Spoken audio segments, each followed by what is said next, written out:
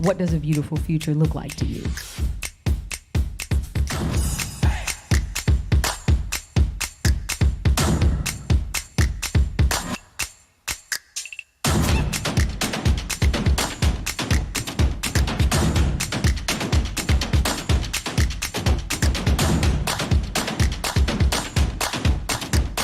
You can flip a negative mood on its head. This was a talk that was all over the place, but then New York, you are all over the place. There are experiences that you just don't get anywhere else.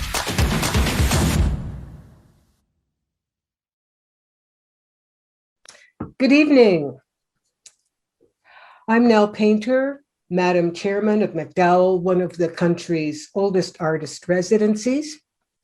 The MacDowell campus is located in Peterborough, New Hampshire, where each year over 300 individual artists are given rare space and time in which to create new work, freedom to create.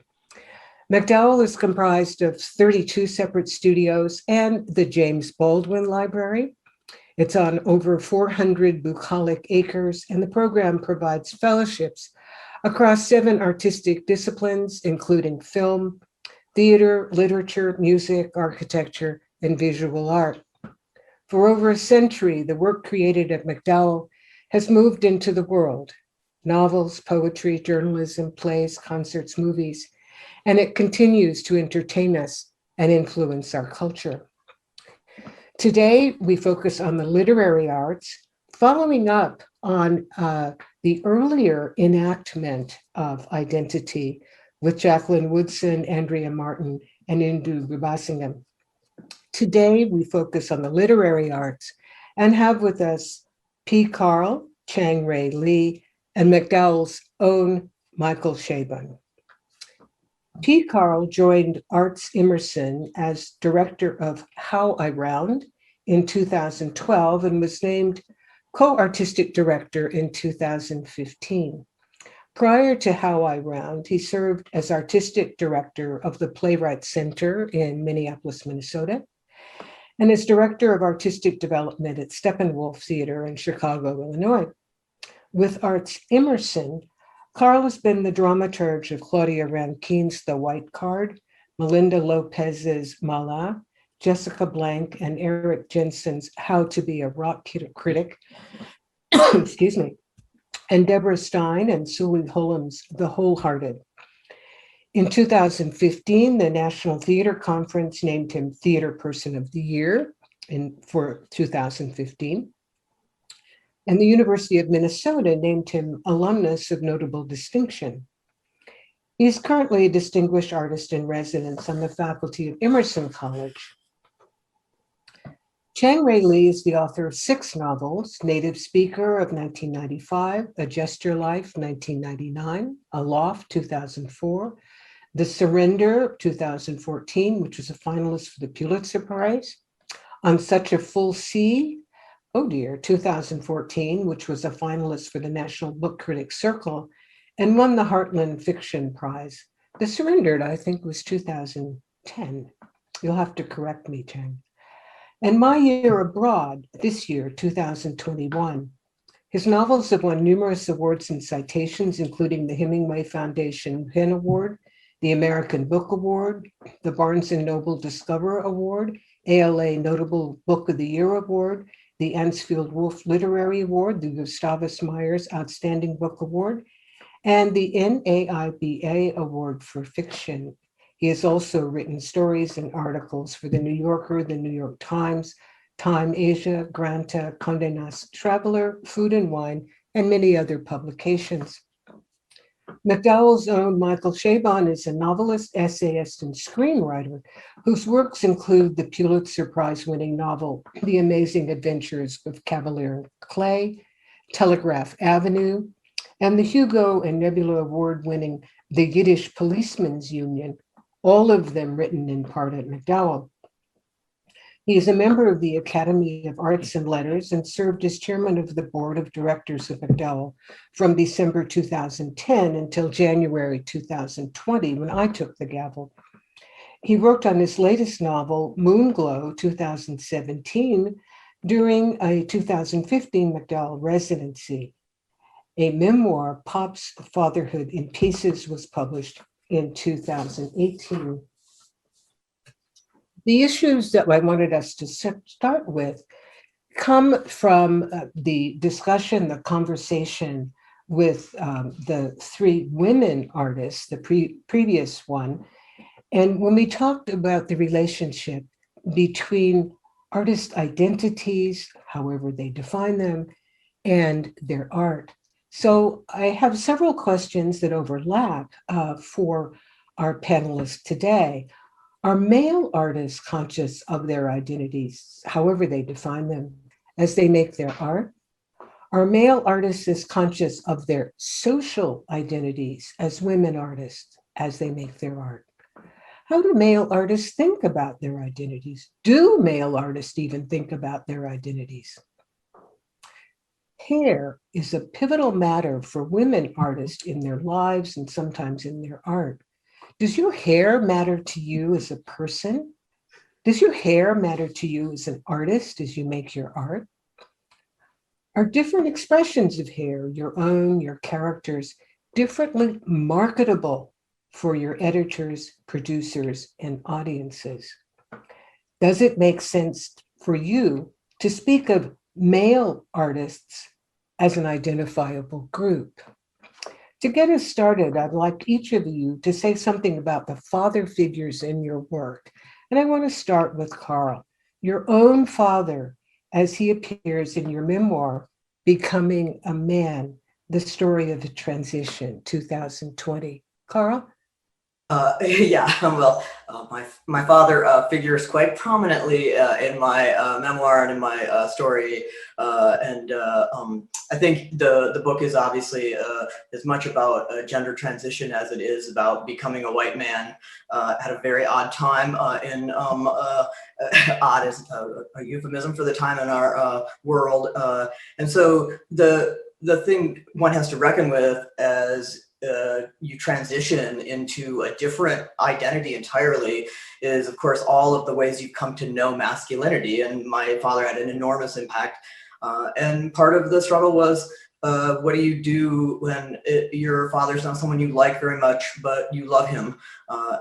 So I had to really reckon with that. And I find a lot of people in that place now as parents. They lose parents to like Fox News, but they still love their parents. And that sort of is what I was contending with in the memoir. And he's passed since the memoir came out, but I think I'll be thinking about it for the rest of my life. It's a very formative masculinity to have a very dominant father figure in your life. Yeah, you mentioned just now about the marketplace. And the marketplace, I can't not think of it, because the marketplace is how our art gets into the world. In an earlier version of, maybe even before you started writing, you were thinking of your memoir as Becoming a White Man. What happened to the white in the title? Yes, it was marketed out of the title. There's no comparison to transitioning as a white person to transitioning as a Black person and any person of color, and I felt like that was a crucial part of the book and had to be in the title, and had it up until the final minute. But the worry was that it would be read as some celebration of becoming a white man, adopted by white. Oh dear! And the thought of that was sickening enough that I was like, yes, yeah, I'm a white man, damn it. Yeah. So anyway, that's that. So it disappeared, but it's very much in the book. So Yeah. So Chang, you're laughing at this. What's funny? Well, particularly in my case, because some of my characters are, have this anxiety of, am I becoming a white man? And entering white society and assimilating into white society. Without really consciously doing so, but being so ingrained in it that you forget your own contours and features. And but I was, you know, I was interested in what Carl said about not liking but loving a father, um, and for me it was a little bit different. You know, my first novel came out about 4 years after my mother died, and I love my father absolutely, and I also kind of liked him, but I was, for the first time in my life, I think, frustrated with him for lots of reasons I won't go into. Um, Well, maybe and one. well, just, you know, he had moved on in his life and remarried, and I was happy for him for that, but he was, I felt like he was moving away from us kids, and just because of, you know, the natural new relationship he had. I think this is what all kids go through. Mhm. But so in writing Native Speaker, I would never have said at the time that I was writing about my father, but I look at it now, and I, you know, not now, but, you know, in recent years, and it's riddled with father figures. I mean, it's lousy with them. You know, it's not just his, you know, in the book, there's the father who's died. There's a politician whom the protagonist models himself after, and is enamored with in many ways, also fearing. But there are also, you know, his boss at work, and then his wife's father. There are all these figures who are, you know, in his orbit, in, I guess, in his psychic orbit, where he's constantly looking at them, trying to see what kinds of reflections make sense, what he abhors. And the funny thing is that none of those folks are my father at all. You know, my father's he's gone now, but he was a very soft-spoken, very kind, very open-minded, for a Korean immigrant of his generation, psychiatrist. So he was somebody who was, you know, open to talking, and all these other figures, though, I think in a funny way, I was working through certain frustrations and even anger at my father through these other fellows. And of course, they had different kind of cultural relationships in the novel, and social relationships than I ever had with my father. But I think it was kind of like, you know, putting costumes on my father, and having kind of an indirect conversation with him about fatherhood, about, you know, being a model son, about you know, everything, about being a Korean in America, and also, of course, about his relationships with women, which is, you know, a fairly big point of contention in the book. So Yeah. yeah.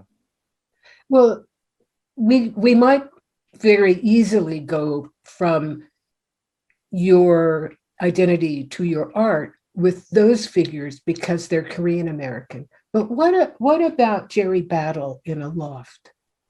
Well, Who's Italian? he's an Italian American fellow, at, you know, on the cusp of 60, and he was somebody, I think, that, again, it was another point in my life where I'd recently had my children, so they were young at the time, and I think I was just having a lot of anxiety about the father I was, and particularly the father, and worried about the father that I could be. I think I was very busy at the time, just really wrapped up in my work and my teaching, and starting to feel as if I was detached from my family, even at the very moment when you think that you would be absolutely attached, you know, with young children, and I'd seen a couple fellows of a certain age, you know, with grown children, empty nesters, who'd,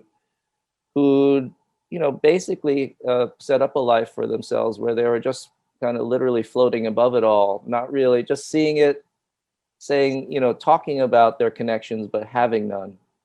And so in a way, I was writing against my fears of who I might end up being as a father. Yeah. And I guess interrogating myself about, you know, what the kinds of things that I was doing, and that I was kind of emotionally laying the groundwork for a life that maybe I didn't want. That you didn't want. Yeah. Yeah. Michael, I just asked Chang about an Italian-American figure in his art. You have an African-American figure, Archie Stallings, in your novel Telegraph Avenue. Was there anything of your own identity in Archie Stallings? Yes, I think so. It's in particular as Archie thinks of himself as a son to his father and his relationship with his father. You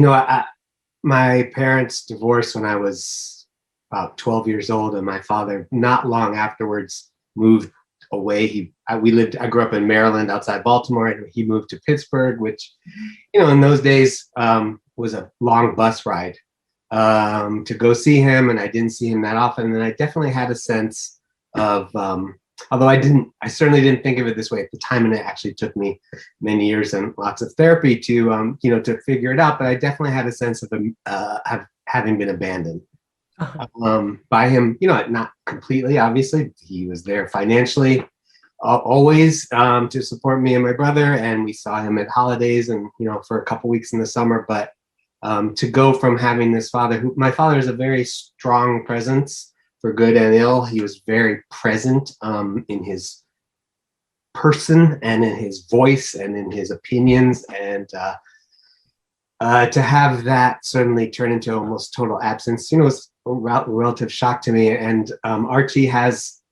father abandoned him more completely than mine did, but still to have that sense of having been abandoned. And then, you know, I was interested to hear what Chang was saying about the multiple father figures, because, you know, I sort of thereafter became kind of a father collector going through life. You know, I have lots still to this day. I have many relationships with older men, although I have to say the older men are getting scarcer and older. But you know, I've always seemed to have sought out men to sort of serve in one way or another as father figures. I was very close to my father-in-law, my first marriage. I was close to my father-in-law, my second marriage. And Archie has some of that too. And he has, in particular, he has relationship with this musician, Cochise Jones, who's like a kind of auxiliary father for him. And I think, you know, I think that's not uncommon for boys who grew up in one way or another without a father, even if it's just emotionally absent father and not a physically absent one, to try to seek out other fathers, you know, a little bit like the Starship Enterprise seeking out new life and new civilizations. Mm-hmm. Did you translate your father as you knew your father into art in Pops? Yeah, well, maybe in the sense that I left a lot out. You know, I left a lot. I was not looking to do any kind of a hatchet job on my dad, or, you know, there was so much I could have said, even in the way of adducing further evidence of the points that I was trying to make. If I was maybe to some degree or another leveling a particular charge against my dad in the gentlest way possible about his maybe not necessarily having been the most emotionally available person. Let's say, you know, I chose the softest, tenderest examples of that I could find. You know, I wasn't looking to embarrass him publicly or shame him publicly in any way. So to the extent that I really did leave a lot out, yeah, and could have adduced some, you know, much more kind of grievous examples than I did. I'm not sure if that qualifies as making art or not, but I mean, art is definitely about leaving things out. So. Oh, absolutely, absolutely. Before I ask you other sort of clearer male identity questions, I want to ask each of you about your hair. Hair is one of the issues that is crucial for women artists, partly because our our appearance is so much more judged, but it is not so much marketable as art. Would you write a book about yourself and your hair? Let's go back to Carl, because Carl has probably the, I don't know. The least amount of hair on this page. Okay. Hands down, I think. So You have actually talked about your hair in public. Could you make art about your hair? Either would you want to make art about your hair, or could you sell your art about your hair? Well, it's funny as that, because there was a whole chapter in the memoir about fashion and hair, etc., that got deleted. So clearly I'm not able to sell that in a marketing sort of way. I didn't, it wasn't as convincing, but I mean, as a trans guy, there's I like to say there's at least a 2-year stretch where the only thing you think about is your hair, facial hair, regular hair. It is like the great obsession. And so I know pretty much every inch of my hair. Yeah. So it's a big part of transitioning. Yeah. And you want your hairline to recede, which is opposite of what most men are looking for. So yeah. Because that's more masculine? It's an identifier of masculinity, right? Is a receding. Oh yeah. Yeah, absolutely. Yeah. As you're transitioning and hoping, to live fully embodied as yourself, you want all of those identifiers that. Yeah. Yeah. When we women talked about it, we only talked about head hair, obviously. Though if we were talking about age, we might have talked about the mustache you grow and things like that. But as you add in facial hair, I'm thinking the most splendid of the three of you in terms of facial hair is Michael. Now, Michael, you've been able to get rid of that because you're no longer in quarantine. So that's a decision you've made to keep your beard. Is this art? I mean, I obviously being a white man, so many of the, it's so much of being a white man is being able to take things for granted. And not having to think about things like your hair, for example. And, it's very much that way with me. Like I recognize objectively, I know people I have long hair and I have a big beard, and I know people see me that way and they might talk about me or identify me that way. But this, like, my hair has nothing to do with me, in the sense that if I lived alone, if I were not married to Ayala Waldman, I would just have not even a crew cut. I would just have a buzz cut down to the most minimum level of hair, so that I would never have to look at it, think about it, talk about it. I could put a hat on and take a hat off and nothing would have changed underneath the hat. I have zero interest in my hair whatsoever. The only reason it's like it is because I live with someone who cares about my hair a lot and encourages me to do certain things with it according to her preferences, and criticizes it when it goes awry. And with the beard, it's much more a case of neglect. I think quarantine introduced me to the remarkable possibility that I could just ignore my beard too, and occasionally just trim it when it starts to get annoying. And so yeah, for me, my hair is of zero interest whatsoever. I don't believe that. But let's take this to Chang. Very true. I don't look at myself in the mirror. If I look at myself in the mirror, it's because I have like a bump on my face that hurts. See what it is. Well, it's a funny question because I never have been asked about hair, although I must admit one of the first, this was a long time ago after maybe my second novel, and someone said, I can't remember if it was in an article or it must have been before social media, where someone said, well, among literary people, Chang has some great hair. And of course, Yeah. I'm sure they had to include Michael, because Michael, you know, he always had that long hair, and I think we're always very, you know, conscious of that. So you know, again, that was a surprise to me that people would talk about it. And in terms of like my self view, I think I'm more with Michael. It just, you know, it happens this way. But more and more, maybe because I'm getting more and more gray, people, like yesterday when I checked into this hotel, the guy said, "You've got great hair." I don't know where that came from, but and I think silver. yeah. But you know, because I knew that you had you know, you were going to ask a question about this. I was thinking back to the work, and I wondered if I'd ever described male hair, and I don't think I have until this last book, where I do actually make a point of describing.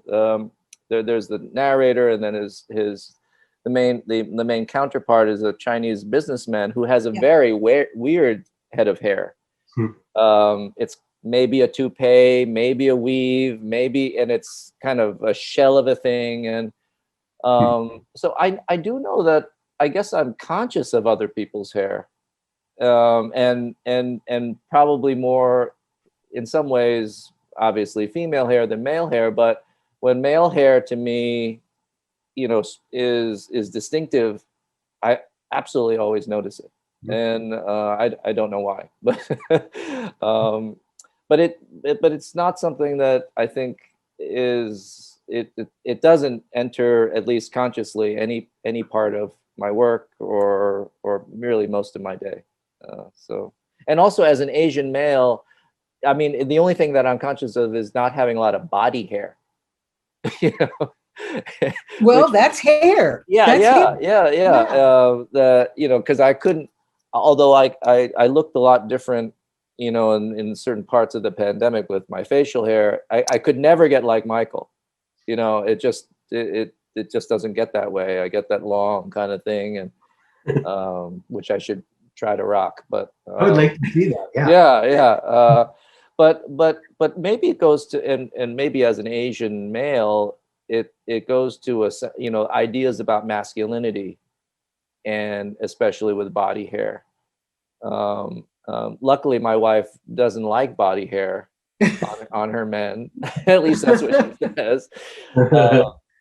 But I'm always aware, of course, that, oh, wow, you know, growing up, especially when you're a teenager in the locker room, you're like, wow, it's like he's wearing a rug on his back.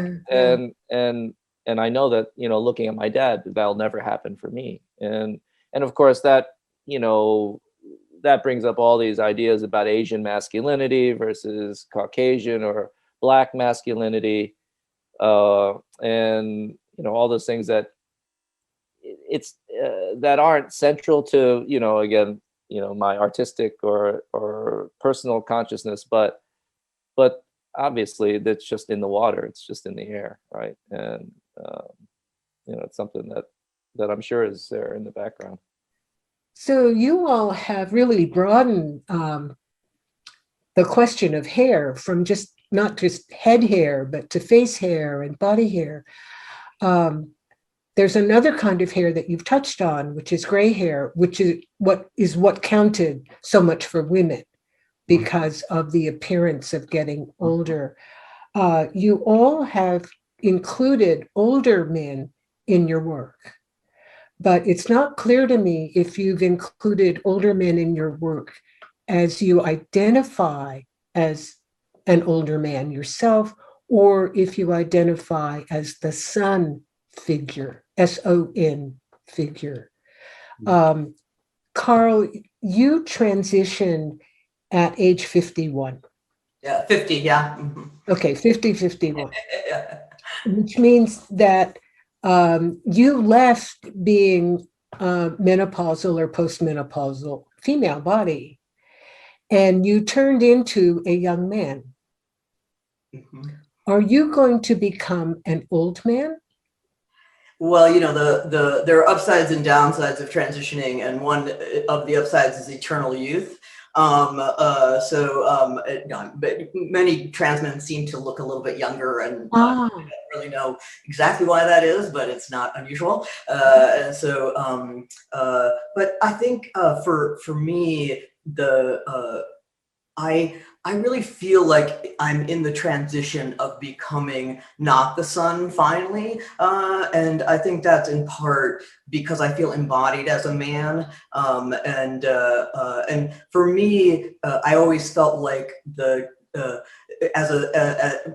being, sort of misseen as a woman made me always feel diminished and younger and invisible in a certain way. Mm-hmm. And it's hard to advance, I think, emotionally when you're in that position. And so when I was first starting to transition, I wrote a piece called A Boy in a Man's Theater, because I felt like I had just been stunted at boyhood because I was not a woman. I had never been a girl. And so I just sort of, I dressed like, I still kind of dress like a boy, but I dress like a boy. I now have, more suits and things, but, and I really identified with boys. I have had fun with young men and loved playing basketball with the neighbor, etc. And so I feel like what the transition has allowed me is a sense of that I'm a 54-year-old man, and I like that transition quite a bit. Actually, I think it was time to embody my age in that way. Uh-huh. Uh-huh. You make theater. You're a theater maker, and one of the theater people, I won't say you made, but certainly you fostered, was a person called Judy, whose sort of social name was Judy. Is that right? And when you were talking with Judy, you were talking about the importance of embodiment in theater. Mm-hmm, mm-hmm. Is that different from the kind of embodiment that Chang and Michael do in their fiction? Or is this just a fiction in the theater of the same sort of thing? I mean, I think it's different. And I think what's different about it, if you want to know the most contentious thing happening in the theater right now, it's what bodies actors can actually act as, right? Yeah. And it's not that that's not controversial in terms of writing about different bodies, but to actually say I'm going to perform a part as a cisgendered person, I'm going to perform a trans person. Anybody who's following the news has seen the outcry every time that occurs. And so I think the actual idea of going inside of somebody else's body is really a different phenomenon, and it's thrown the theater community. I teach in a performing arts department, and honestly, trying to figure out who plays what is it's almost impossible, in that if you create a trans part and you have a trans student, are you pigeonholing that student to play the trans part? If you have no trans parts, what are you saying to that trans student? Mm-hmm. So you're constantly negotiating something that's impossible to negotiate around bodies, right? And so I think this is, and it's very alive in the theater in that way, because everybody's in the room talking about it. And so I sort of love that argument. I love that we're fighting over it. I love that we're trying to figure it out. And I think we have a lot of conversations yet to be had. So. But I do think it's different than in fiction, and it's different and then in, like, even for me, as somebody who writes a memoir and creative nonfiction, in some ways it's all very fictional, right? I meet a guy. A lot of my book is about meeting guys. I have 10-minute conversation with them, and then I tell you who they are, right? And am I 10% right? Am I 90% right? I'm making up who I think they are, right? And so that is part of I think paying attention, and I'm obsessed with how men behave and misbehave, and so you're always kind of making up the rest of their lives for them, but that I think is different than saying I am them on the stage. Right. So you've lived and described Carl, your two social biological identities as a trans person, but I wonder to what extent Michael and Chang also inhabit multiple male identities, multiple human identities. And one thing that struck me as I was reading about Chang and Michael's work is they spoke not so much about identity, but about experience. Michael, Chang, is experience your word for identity? Is identity nothing for you outside of your experience? Michael? Well, you know, it's funny. I was looking at the questions as you had provided them ahead of time and starting to think about them and realizing, that I feel strangely almost illiterate on the subject of identity when it comes to myself and my work. And that immediately started me wondering, my immediate assumption at this stage in my life and in the history of our country and what the discussions we're having, like Carl was just talking about, it was like to immediately ascribe that illiteracy to privilege in some way, that maybe there's so much that I take for granted about who I am, about what that means, about what I have access to and what I don't have access to, where I can go and where I can't go and things like that, when it might be that, or it might be that, when I'm writing, when I'm trying to create a fictional world. Yes. That bears some relation to this world that we live in. Yes. That will be recognizable to readers as some kind of corollary or analog to the world that the reader lives in.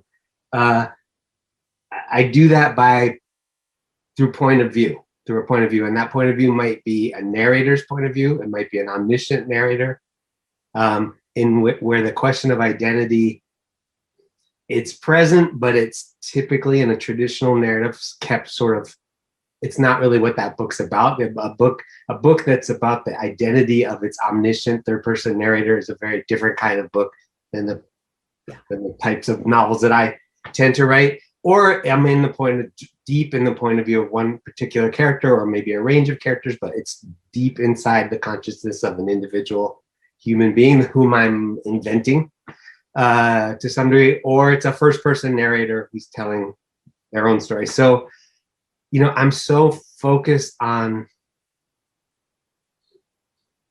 the need to persuasively counterfeit the presence of an authentic sounding, authentic seeming, but entirely fictional human being, that, questions of my own identity, although I'm sure that identity, however it might be constructed, is always playing into the words I'm choosing and the way I'm looking at the context that I'm creating and all of those things. I'm totally not conscious of any of that stuff. What I'm conscious of is, what's happening here.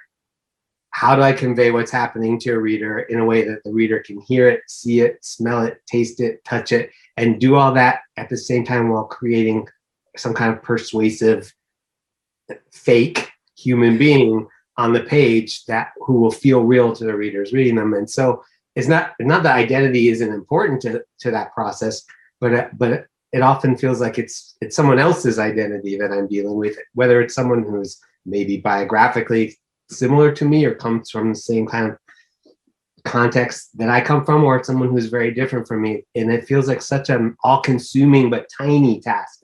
Like the hole that I'm looking through to create the world that I'm trying to create is so narrow because it's just one human consciousness, albeit a fictional one. There's a lot that I'm not aware of while I'm trying to be so hyper aware of what lies immediately before me on the page as my task. So as an artist, you don't have an identity. While I'm writing, like while I am sitting in my chair, typing on the keyboard, Yes, I think that feels sort of accurate. Like I don't actually exist in that moment. I'm just dictating or you know, I mean, the words are coming from somewhere, some part of my brain, obviously. I don't ascribe it to any kind of like external divine inspiration or anything like that, but I'm so listening so hard and so carefully to try to catch that cadence that I'm not aware of anything else. Ideally, I mean, it does not always like that. A lot of times I can't get that level of focus or concentration or whatever it is, a flow state. But at its best, yeah, I sort of zero out. You're not there. Yeah. What about you, Chang? Does that work for you as well? You know, I think it's a bit different for me. I think I know exactly what Michael's talking about, you know, about that exertion, that pressurized state of focus that I think does naturally erase most of you.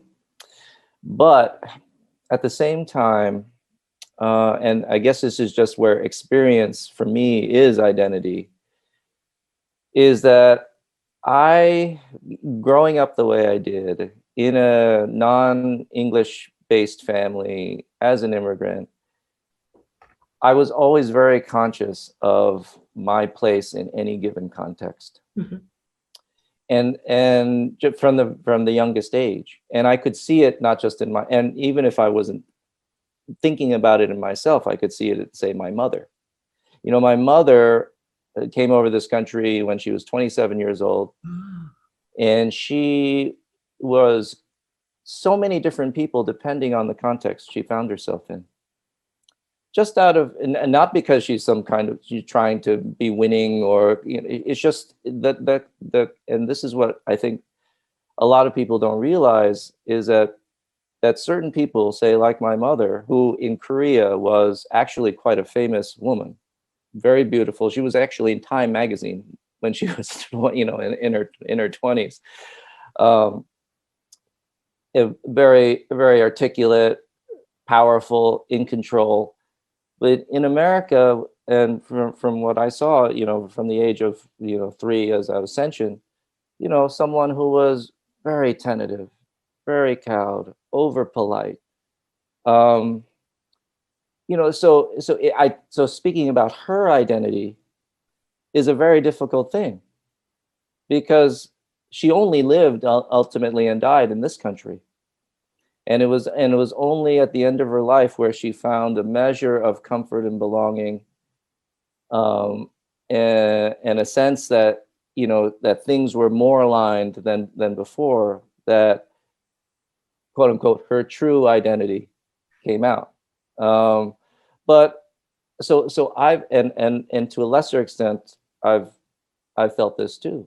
So that person, for example, when I say go to Hawaii, Honolulu, a very Asian American place, I must say I feel absolutely, you know, I feel different there.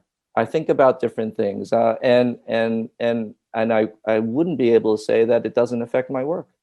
How mm-hmm. could it not? Mm-hmm. Because the way I'm treated, looked at, you know, it's in many ways completely invisible in Honolulu, but in the right way, you know, in a positive invisible. Yeah, I understand. Yeah, that's one of the reasons I live in Newark. Right. Exactly. The kinds of language, you know, that I'll use, and the kinds of assumptions I will and won't make, totally different than when I was living in the East Coast, and even in San Francisco, which is a very Asian inflected town. So, yeah.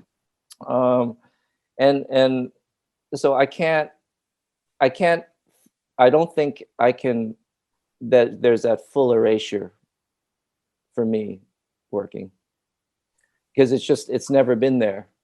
Mm-hmm. Because it's not that there's always a question, and there's always a friction. Mm-hmm. And sometimes, often I think a good friction, and one I depend on, and have come to depend on and learn from as an artist. that. Go ahead, Michael. Well, Yeah.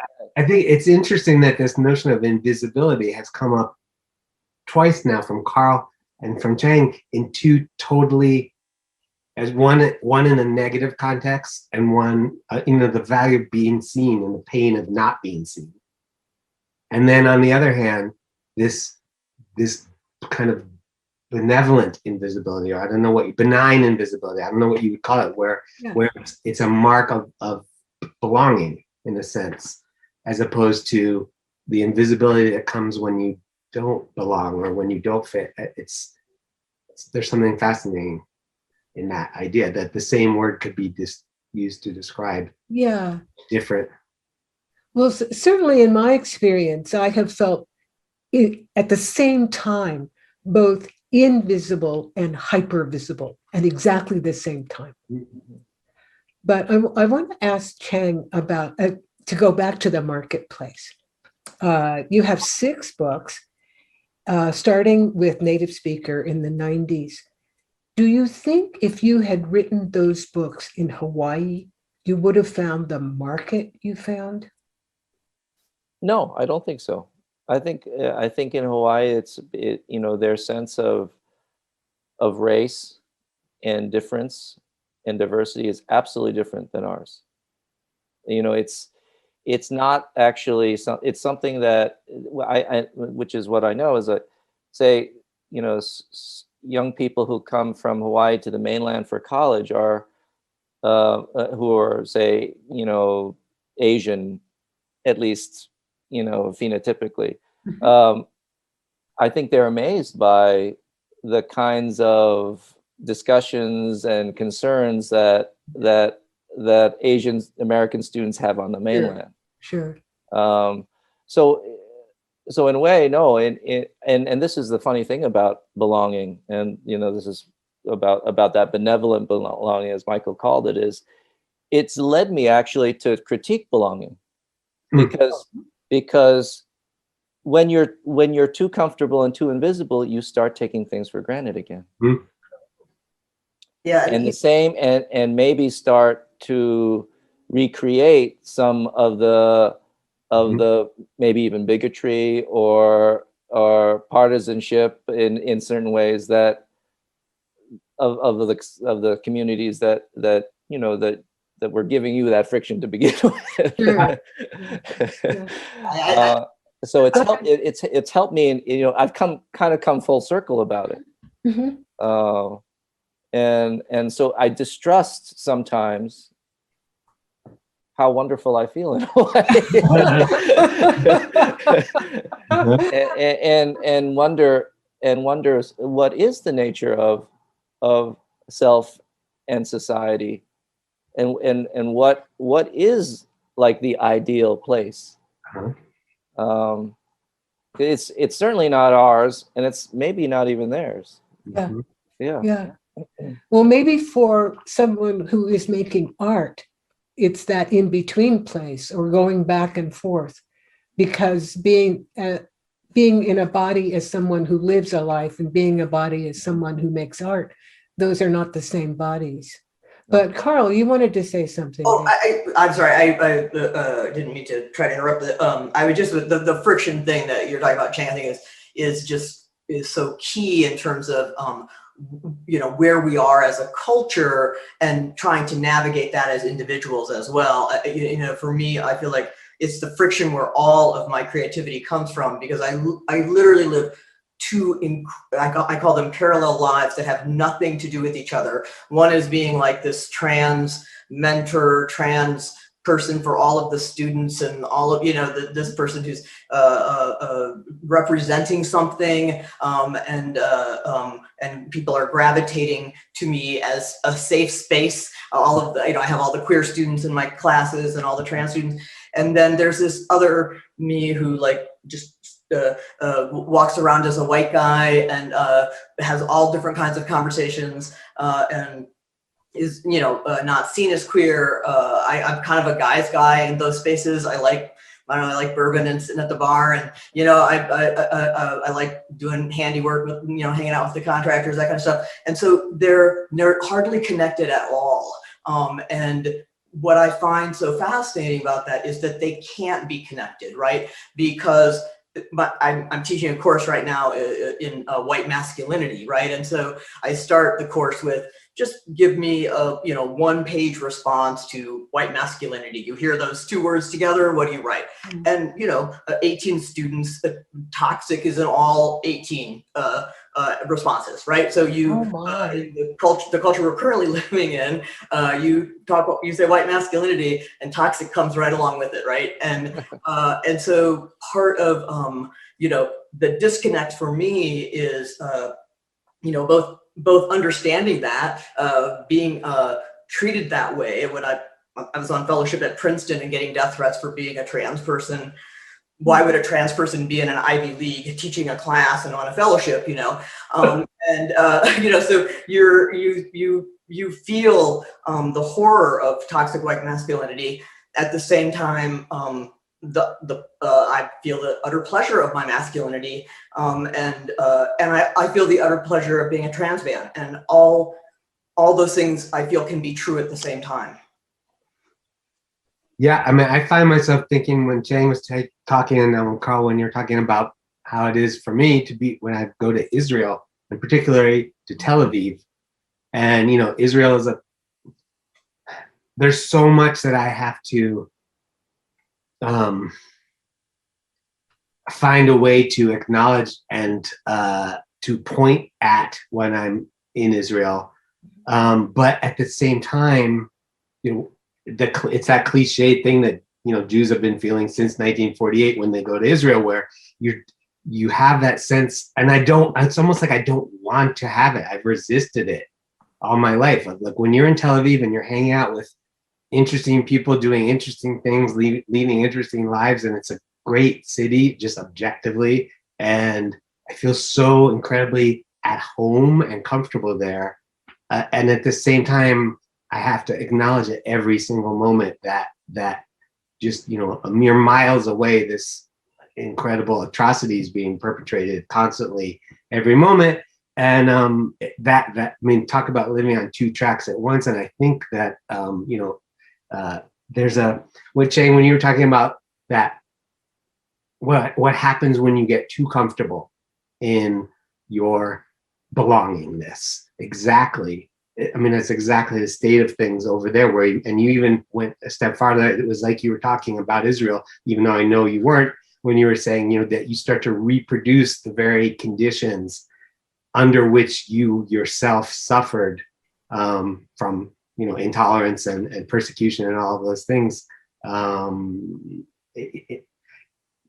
mean, have we ever found a balance anywhere as a species in any kind of large community of us? We ask different things from artists.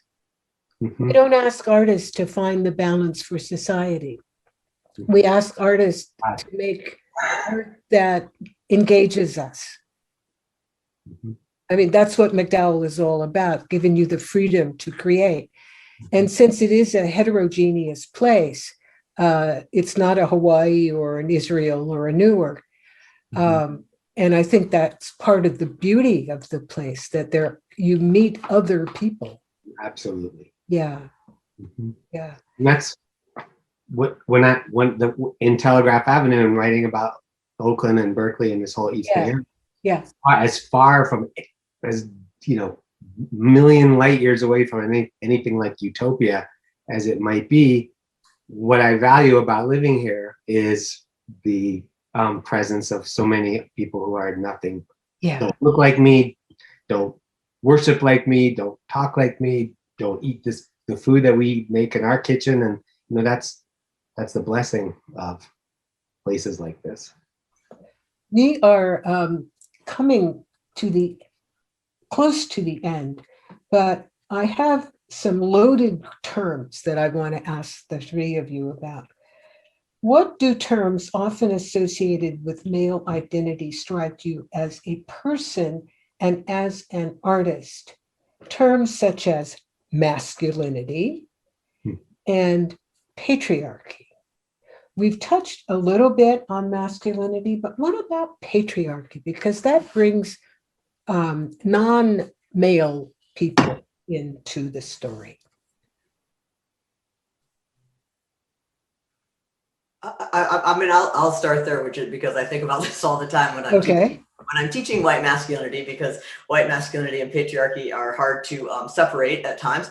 And I think that the thing that's so interesting about the way patriarchy functions is that we are all embedded in it and we're all benefiting from it. So if we're sitting here and somebody bought our book, or we have an academic position in a college or university, or we are smack dab in the middle of patriarchy and reaping its benefits. If you have tenure, you are living out the dream of patriarchy, which is to have a lifelong job. Oh no! Fire you. Oh no! Chang and I are thinking about Princeton. Patriarchy. The same as, you know, systemic racism. I mean, we have to own that, right? It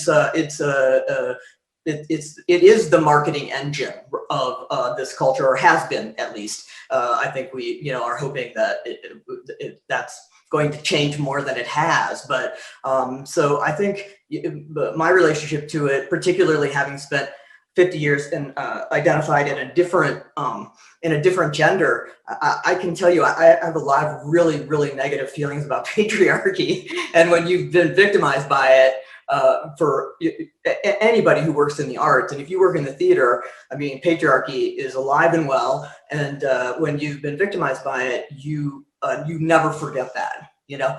And so, you know, my mission is to both write and teach about the fact that we are always, it's always present. And the question is, how conscious and aware of it are we going to be? When are we going to act differently? When are we going to expose it? And when are we going to take our paycheck and cash it, you know? That's a hard place to close your comment, Carl. That is, you get to the heart of the material in art. We do all have to take our paychecks and cash them. And as you were talking about patriarchy, both Chang and I, formerly of Princeton, you know, sort of felt the stab. For me, as a woman who spent many years in a very male institution, Princeton, even though it is co-ed, is still deep in its heart a male school, a rich male school, a rich male white school. But when I ask the question about patriarchy, I think I'm probably also asking a question about figures in art who aren't, figures in your art who are not men, who are not masculine. Does your art reflect patriarchy in terms of the non-male figures? Maybe that's a way of asking it.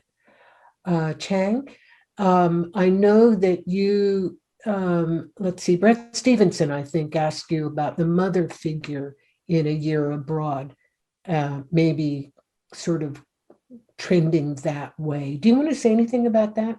Yeah, I think a lot of my books, the women in the books are, if not victims, then just cast asides from a system of either Confucian patriarchy or you know, more establishment American mainstream patriarchy. Mm-hmm.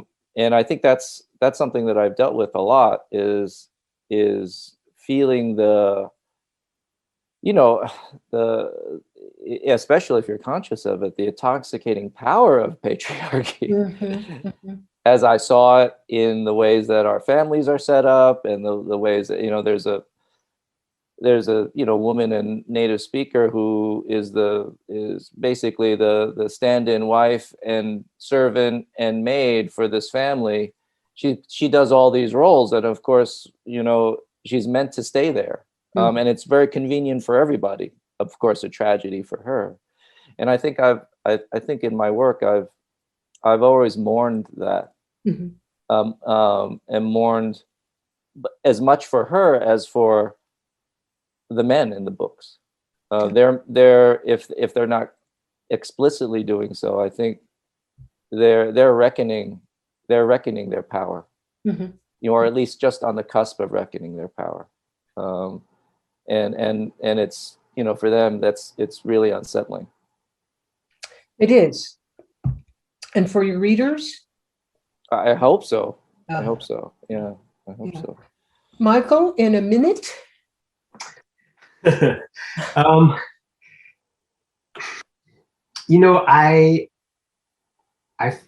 think the masculinity side of things and the sort of traps and imprisonments and constraints and blank spots and blind spots of masculinity as it's typically constructed has been much more something I've been more aware of, I guess, in creating fictional characters than the sort of underlying power structures that prop that idea of masculinity up. It's not,